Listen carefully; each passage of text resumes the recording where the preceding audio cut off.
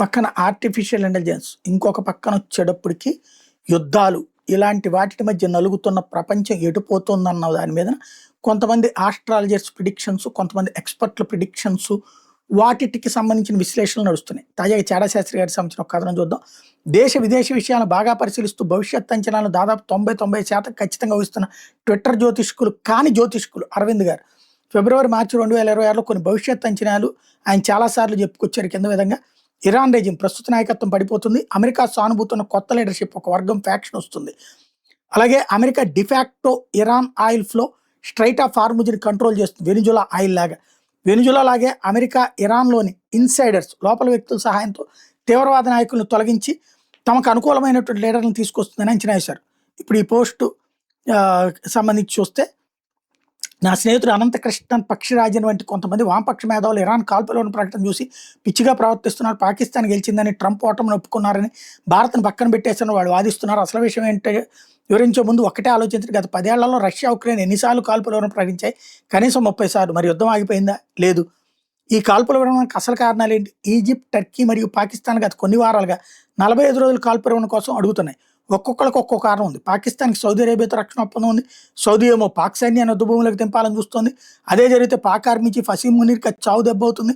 పాక్ సైన్యంలో 25% మంది షియాలు ఉన్నారు కాబట్టి కాల్పుల వివరణ కోరకపోతే దేశంలో తిరుగుబాటు వచ్చే అవకాశం ఉంది. అయితే ట్రంప్ ఇవేం పట్టించుకోరు. ఆయనకి పాకిస్తాన్ కేవలం పావు మాత్రమే. అసలు ఆర్థిక కోణం ఇక్కడ ఉంది. నిజమైన కారణం తెలుసుకోవాలంటే అమెరికా ట్రెజరీ బాండ్ మార్కెట్ వైపు చూడాలి. బాండ్ల ఈల్డ్స్ వేగంగా పెరుగుతున్నాయి, అంటే బాండ్ల ధరలు పడిపోతున్నాయి. దీనివల్ల స్టాక్ మార్కెట్ కూడా పడిపోతుంది. 10 ఏళ్ల బాండ్ ఈల్డ్ 5% తాకితే అది ఆర్థిక విపత్తుకు దారితీస్తుంది. ప్రస్తుతం అది 4.25% వద్ద ఉంది. మధ్యంతర ఎన్నికల ఏడాదిలో ట్రంప్ దీన్ని అస్సలు కోరుకోరు. బంగారం ధరలు కూడా గమనించండి. కొన్ని వారాల క్రితం $5,400 మార్కును తాకిన బంగారం ధరలు ఇప్పుడు పడిపోయాయి. దీనికి 2 కారణాలు: అమెరికా డాలర్ బలోపేతం, రష్యా కూడా ఇప్పుడు డాలర్ల కోసం పాకులాడుతుంది. అందుకే ట్రంప్ ఆదేశాలను పరోక్షంగా పాటిస్తూ చైనాకు వెళ్లాల్సినటువంటి చమురుని భారత్కు మళ్లించింది. డాలర్ విలువ పెరిగితే బంగారం ధర తగ్గుతుంది. ఇకపోతే దుబాయ్ బంగారం విక్రయాలు. యుద్ధం వల్ల చమురు ఆదాయం తగ్గడంతో దుబాయ్ తన వద్ద ఉన్న బంగారాన్ని భారీగా అమ్ముతుంది. మార్కెట్లో బంగారం విపరీతంగా పెరిగిపోవడంతో ధరలు తగ్గినాయి. చివరిగా ట్రంప్ ద్రవ్యోల్బణాన్ని అరికట్టాలంటే వడ్డీ రేట్లు తగ్గించాలి. ఇది జరగాలంటే ట్రెజరీ ఈల్డ్స్ తగ్గాలి. ట్రంప్ వ్యూహం ఏంటి? ట్రంప్ రాబోయే నెలల్లో ఇలాంటి కాల్పుల వివరణలు అనేకం ప్రకటిస్తారు, మళ్ళీ వాటిని ఉల్లంఘిస్తారు. ఇదంతా ట్రెజరీ ఈల్డ్స్ తగ్గించడానికి మరియు స్టాక్ మార్కెట్ను పెంచడానికి చేసే ఒక యుద్ధ తంత్రం. యుద్ధాలు కేవలం సరిహద్దులోనే కాదు, ఆర్థిక మార్కెట్లో కూడా దొరుకుతాయి. కాల్పుల విరమణ ప్రకటనలు అమెరికాకు అనుకూలంగా పనిచేసే సర్క్యూట్ బ్రేకర్లు. ఇవి అమెరికా డాలర్ని ఏకైక వాణిజ్య కరెన్సీగా నిలబెడతాయి. దీనివల్ల అమెరికన్ కార్పొరేట్ సంస్థలు ఇరాన్, చమురు, గ్యాస్ రంగాల్లో పెట్టుబడులు పెట్టడానికి మార్గం సుగమవుతుంది. ఇక్కడ నుంచి హార్ముజ్ సంధి అమెరికా గుప్పెట్లో ఉంటుంది. ఇరాన్ పాలక వర్గానికి ఇప్పుడు 2 దారులే ఉన్నాయి: ట్రంప్ చెప్పినట్టు వినడం లేదా చావడం. మీరు ఎప్పుడైనా ఇరాన్ సైనిక నాయకులు మీడియాతో కనిపించడం చూసారా? లేదు. కేవలం అరాగ్చి, లారిజానీ మాత్రమే కనిపిస్తున్నారు.